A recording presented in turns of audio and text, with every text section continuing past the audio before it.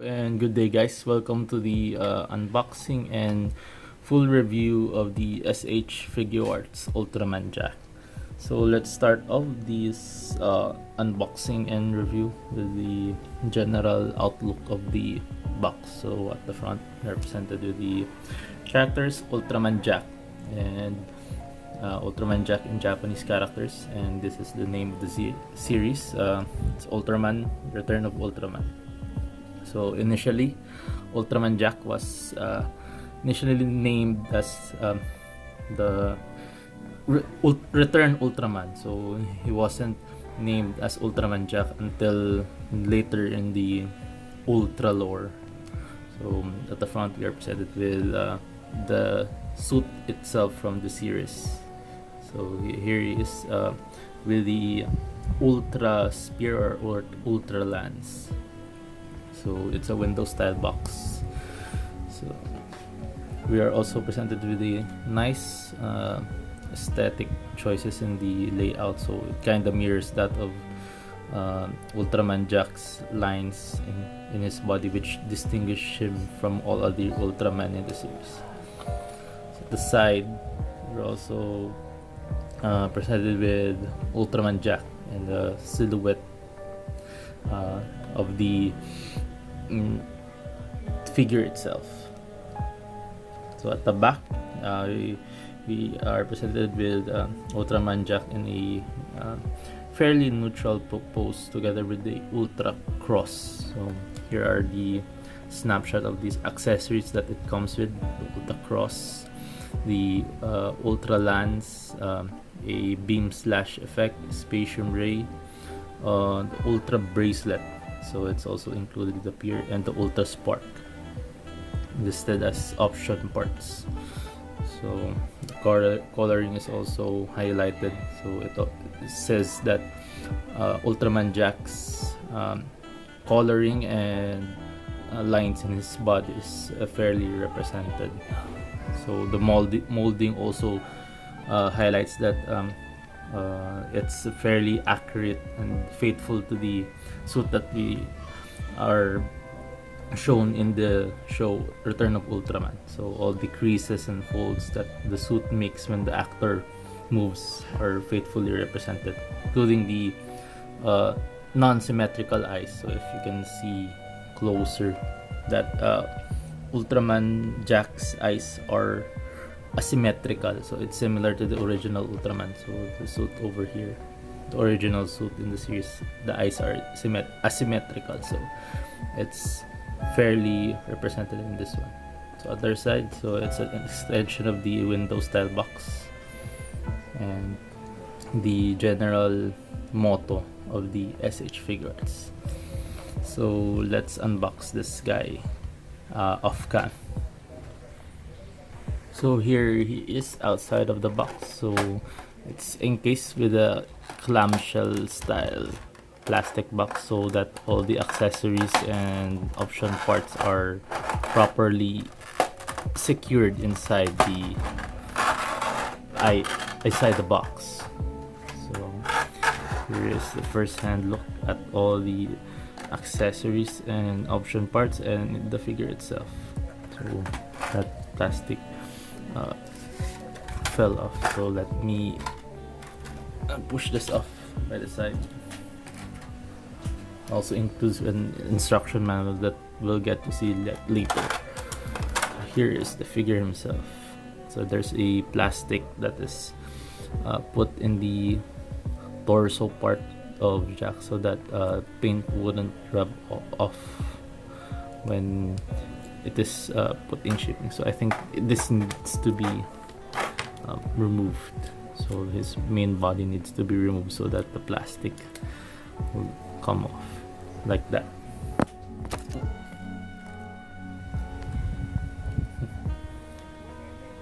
And I tilted my camera up there a bit, so let's focus up on him. So here is a general look of what Ultraman Jack looks like out of the box. So let's focus up here, up close. Here's the upper part of his body, to the central part and to the lower extremities. So the back, here we go. That's so initial feel of the figure is actually great.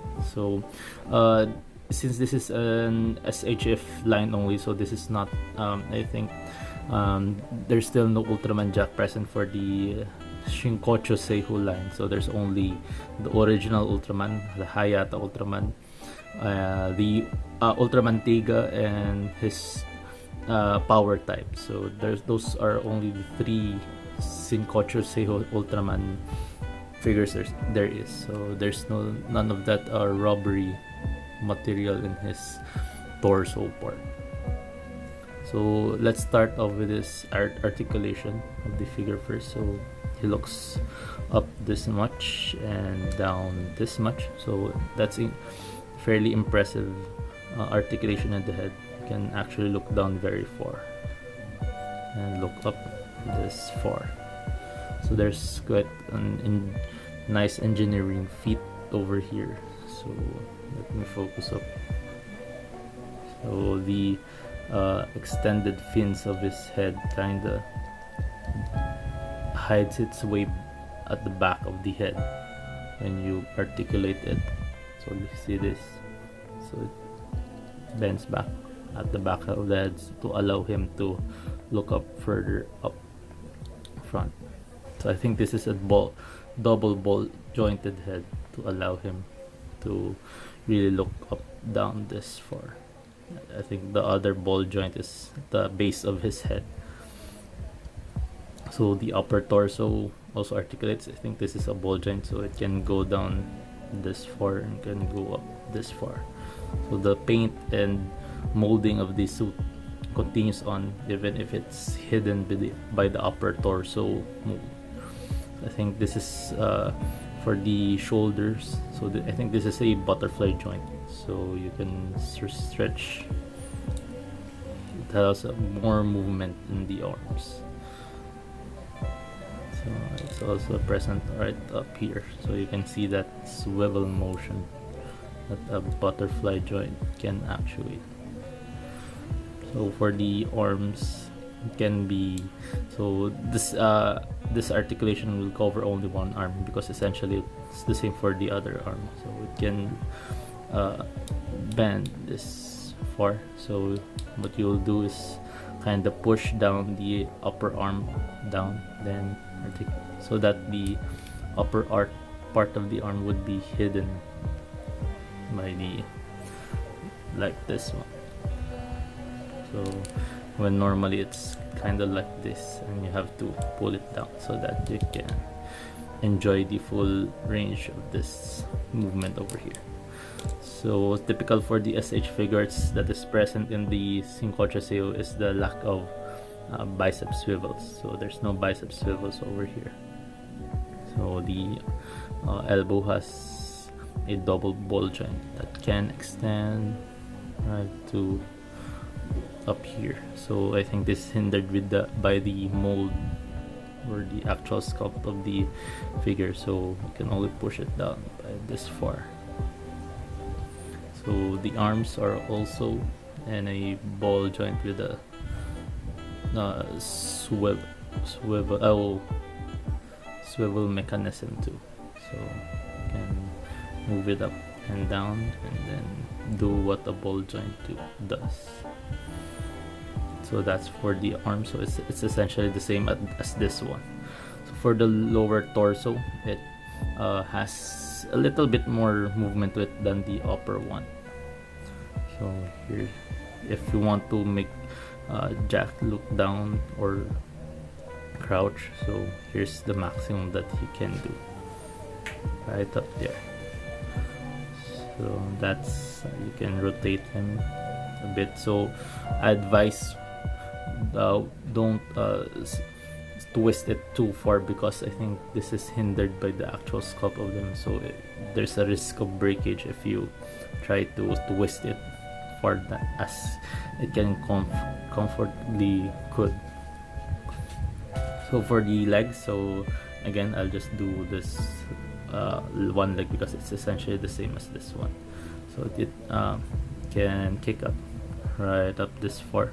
It's 90 degrees and kick back. I think this far. It's only can do just this far because of the butt sculpt right over here. I think this does not have the same pull down mechanism that SH Shinkocho Seiho have, so yeah, we're limited to that range only. So split, it can split up as this extreme, or the split range is about this far. So for the knees, it also has a double jointed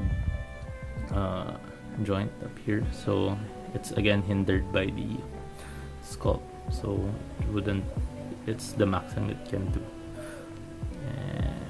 And there's no swivels right up here in this area. So for the feet, it's also a ball joint, but I advise don't push this joint to the extreme because it kind of feels fragile, so it can move up this far. So it also has toe articulation. If you want to do some kneeling poses, this will be very useful. So you can stand up that far and extend down this far. I think I'm afraid not to push the pivot pointer up here. So that's the general articulation of Ultraman Jack. So for the aesthetics, he fairly looks very accurate to the source material, especially in the head. So you can really see the attention to detail given to the original suit, up to the asymmetral of the state of it being asymmetrical. So even in the ears, so you can see it's not perfect as everything should be when it comes to Showa era Ultraman. So the eyes are also very nice. Also this has that translucent look to them, so that if you light hits it in the right spot, so can have this nice glow in his eyes if you want him to. So for the body, it also has some really nice folds and creases up over like here, so it looks like a man in a suit. So also in the collar timer part, so it also has a nice folds up to these legs, and also in his hands too, so you can see the nice suit folds and creases over there. That really shows their attention to detail when it comes to suit accuracy. Also present in the feet, so you can see those subtle folds in the shoes or boots of Ultraman Jack. Also the fin extension from the head to the back is properly represented, and it doesn't bother the articulation quite a bit. So it has some engineering techniques like what I've shown earlier that really doesn't hinder the articulation of the figure. Yeah, that's the Ultraman Jack in the figure, and let's switch over to his accessories so that you can see some of the option parts and accessories included in this figure. For the accessories, so let's take a look at the instruction manual that SHF Ultraman Jack had.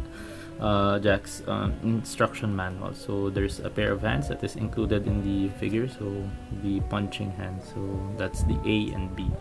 So the C and D are wide open hands, E and F are like karate hands, and G and H and I'm not particularly sure what they're like more relaxed punching hands, so they're like holding hands, and I is especially for the it's rated here the Ultra Spark, so it's a special hand for holding hand. So other accessory is the Spectrum Ray hand, so it's the Spectrum Ray effect is attached to a hand. And another accessory is the color timer, the beam slash effect, and the ultra bracelet. So there's an ultra bracelet included up here, and ultra spark can be this is the ultra lance and the ultra cross. So I think these two hands are for holding the weapons, so you can either put the weapons in either the left or the right hand. That's the accessory. So let's take a look at the accessories themselves. So the Spectrum Ray hands come in the very nice light blue paint scheme. So I think this is a translucent one. The molds of the Spectrum Ray are very nice. The molded in detail that illustrates they're like protons. So I think that's the science of Spectrum Ray. So they're like protons being thrown in. So this is the I think this is the weapon holding hands. These are the wide open hands, and this is are the karate chop hands. So look at that detail. So that sculpt and the like creases and folds in the gloves. So that's really nice. So it applies to every hand right over here, but it's especially shown in the karate chop hands. And this is the Ultra Spark holding hands, and this is the beam slash effect holding hands. So this is the Ultra Spark accessory. So the nice molding and colors are represented nicely over here. There's no like paint smudges, right? So that's very impressive considering SH Figuarts pretty spotty quality control. So let's put that back here. So there's the color timer alternative when Ultraman is running low on power, so you can attach this. And this is the Ultra Cross, so it really looks like the ones that used in Catholic masses. So that's really nice accessory right over here. So there's the Ultra Lance for the last of the accessories. So I'll try to use the accessories for some exciting poses that I'll be taking a short video at. So the articulation can also be shown, so I'll do it off cam.